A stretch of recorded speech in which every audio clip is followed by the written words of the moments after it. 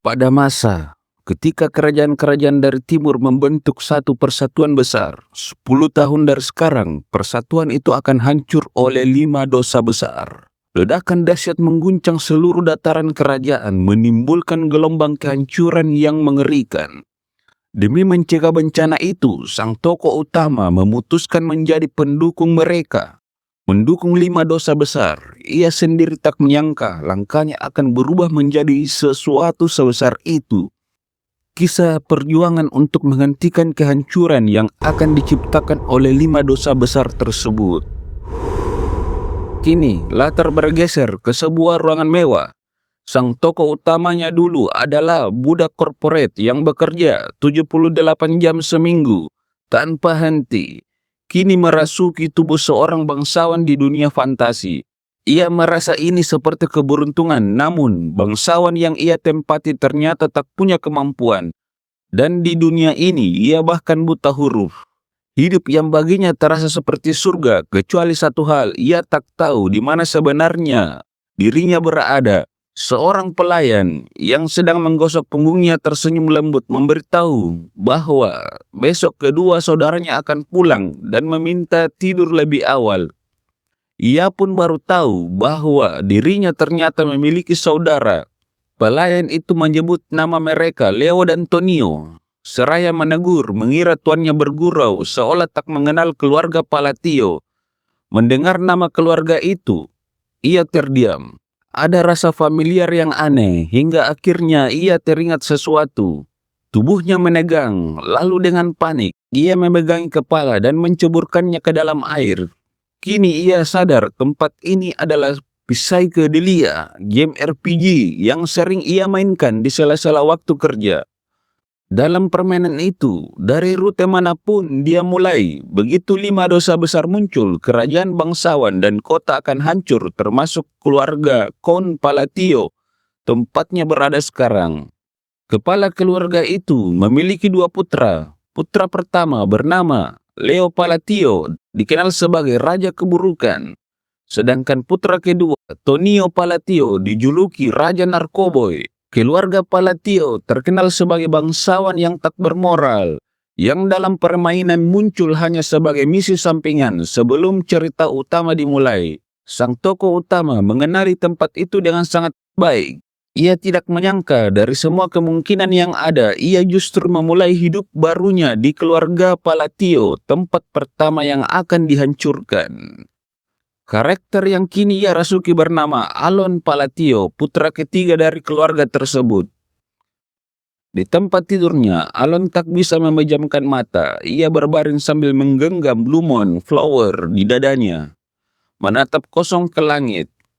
Ia merasa lebih baik menjadi budak korporat 78 jam seminggu daripada menikmati kehidupan mewahnya yang akan lenyap 10 tahun mendatang. Bahkan hal itu terasa lebih buruk daripada kabar penundaan gaji sebulan penuh. Kesedihan menyelimuti pikirannya saat menyadari dirinya bahwa menjadi karakter tanpa keuntungan apapun. Padahal dalam cerita yang ia baca, para transmigrator selalu mendapatkan berbagai bonus yang luar biasa. Namun, ia segera terbangun dari lamunannya. Ia masih memiliki satu keunggulan, pengetahuan tentang banyak peristiwa yang akan terjadi dalam 10 tahun ke depan. Itu berarti ia hanya perlu menyingkirkan penyebab kehancuran lebih awal. Dan dari situlah keputusannya terbentuk. Ia akan mereformasi 5 dosa besar demi mempertahankan kehidupan bangsawannya yang damai. Karena para dosa besar itu masih anak-anak, ia yakin hal itu masih mungkin dilakukan. Namun, kenyataan yang pahit segera menyusul. Ia sendiri tak memiliki kemampuan istimewa. 2 bulan pun berlalu. Di ruangan yang sama, Alan menerima laporan dari pengawalnya bahwa ia telah menyelamatkan anak-anak yatim piatu dari tempat yang dulunya merupakan laboratorium eksperimen manusia.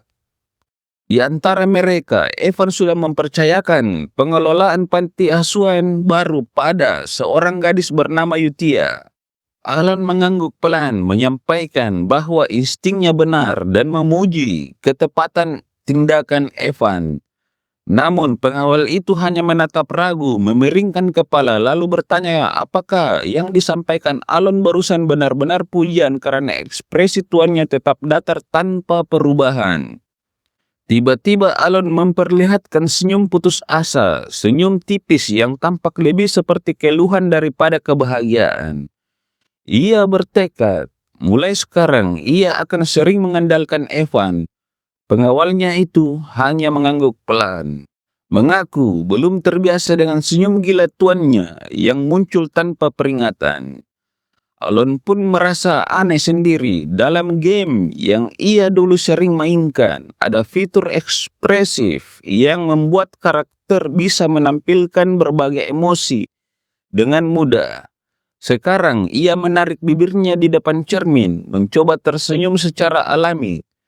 Namun hasilnya tetap kaku. Ia bergumam lirih bahwa mengekspresikan diri di dunia ini jauh lebih sulit dari yang dibayangkan.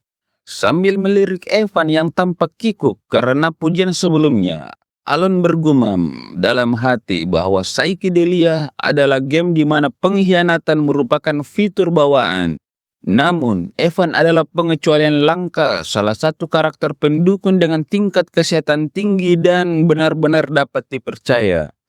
Evan mengangkat dagunya, kini mulai memahami alasan Alon menyelamatkan Yutia sebagai seorang mercenari musiman. Ia tahu gadis itu luar biasa saat pertama kali menemukannya di tahanan. Ia heran mengapa seorang sekuat itu bisa membiarkan dirinya di penjara begitu mudah. Setelah menjelaskan hal itu, Evan bertanya mengapa Alon tidak membawa ke rumah. Alon hanya bergumam dalam hati, tindakan itu memang tampak seperti mengabaikan potensi Yutia. Tetapi meninggalkan gadis itu sebenarnya bagian dari rencananya sendiri. Yutia Bludia, makhluk Blood Brown yang telah membuat kontak dengan entitas misterius dari dunia lain, kelak akan menjadi salah satu dari 5 dosa besar. Sang Amara monster yang menewaskan ratusan ribu jiwa. Namun bagi Alon, bila gadis itu tumbuh tanpa rasa benci, maka bencana itu tak akan pernah terjadi. Ia merasa lega, seolah satu ranjau darat telah berhasil ia jinakkan. Meski begitu, Alon tidak mengungkapkan tujuan sebenarnya pada Evan. Ia hanya menjawab, tenang, bahwa membawa gadis itu ke rumah saat ini bukanlah waktu yang tepat. Evan terdiam sedikit, terkejut oleh alasan tersebut, lalu mulai memikirkannya dalam hati. Alon pun menambahkan agar ia menjaga rahasia ini baik-baik dan memastikan Yutia mendapatkan dukungan yang layak. Ia kemudian menyerahkan sebuah surat pada Evan untuk diberikan pada gadis itu. Surat yang ia tulis dengan hati-hati berharap dapat sedikit menenangkan luka batin Yutia setelah semua eksperimen mengerikan yang menimpanya. Evan menunduk hormat memastikan surat itu akan sampai pada Yutia, lalu segera bergegas pergi menuju panti asuhan. Alon bersandar di tepi jendela menatap keluar dengan sorot mata letih. Ia tahu kata menenangkan bukanlah pilihan yang tepat, namun tetap terasa layak untuk dicoba. Faktanya di dalam surat itu tersembunyi salam rahma, pesan yang telah didengar lusinan kali sepanjang ratusan permainan. Lebih tepatnya sebuah mantra dari Archbishop yang memungkinkan penggunanya menjalin ikatan dengan makhluk Blood. Mantra itu berbunyi, wahai dosa Amara, tenanglah, penderitaan kegelapan, kehampaan cahaya, bakat dan rasa memiliki seorang bersatu menjadi satu. Itulah kalimat yang muncul dalam storyline dosa Amara. Namun, dalam permainan aslinya, mantra itu terlambat disampaikan pada dosa dan kegelapan tersebut membuat para tokoh harus melawannya. Tapi kini, peristiwa ini terjadi 10 tahun lebih awal. Alon memiliki kesempatan untuk menghentikan amukannya sebelum bencana dimulai. Ia merenggangkan tubuhnya perlahan, merasakan tulang-tulangnya berdetak ringan. Rasa lega menyelimutinya, 1 dari 5 bendera kehancuran telah berhasil ia hilangkan. Kini saatnya melangkah ke rencana berikutnya.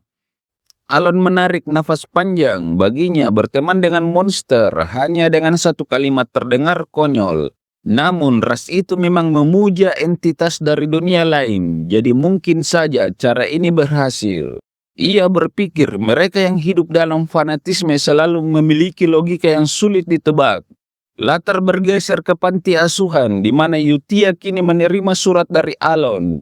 Evan berdiri di dekatnya, tampak jelas melihat gadis itu. Jumlah mana yang mengalir di tubuhnya sungguh tak masuk akal, namun yang lebih mengerikan adalah tatapan matanya yang benar-benar hampa tanpa emosi sedikit pun. Yutia menatap surat itu lalu bertanya, apakah pengirimnya bernama Alon? Saat mendapat jawaban dari Evan, amarahnya memuncak. Ia berteriak marah menuntut alasan mengapa Alon tidak memanggilnya langsung untuk menghadap. Seketika Evan berkeringat dingin. Ia bisa merasakan gelombang mana yang termanifestasi secara nyata, sesuatu yang seharusnya hanya bisa dilakukan para master sejati. Untuk sesaat, bayangan wajah Alon melintas di pikirannya dan dengan cepat ia menenangkan diri lalu berkata bahwa saat ini belum waktunya bagi mereka untuk bertemu. Mendengar hal itu, emosi Yutia perlahan mereda. Mantra dalam pesan Alon telah bekerja. Ia memeluk surat itu erat-erat, merasakan kedamaian aneh menyelimuti dirinya. Hanya dirinya dan sang master yang mengetahui makna sumpah itu. Dan kini ia benar-benar memahami maksud Alon. Terlihat Evan sudah bersiap menarik pedangnya berjaga untuk kemungkinan terburuk. Sementara itu Yutia justru tampak berbunga-bunga memeluk surat itu seolah sedang menerima surat cinta pertamanya. Di sisi lain, Alon berbaring santai di tempat tidurnya. Ia merasa puas atas usahanya memperpanjang hidup mewah yang kini dinikmatinya. Bahkan sinar rembulan pun di luar jendela seakan ikut menyemangatinya malam itu.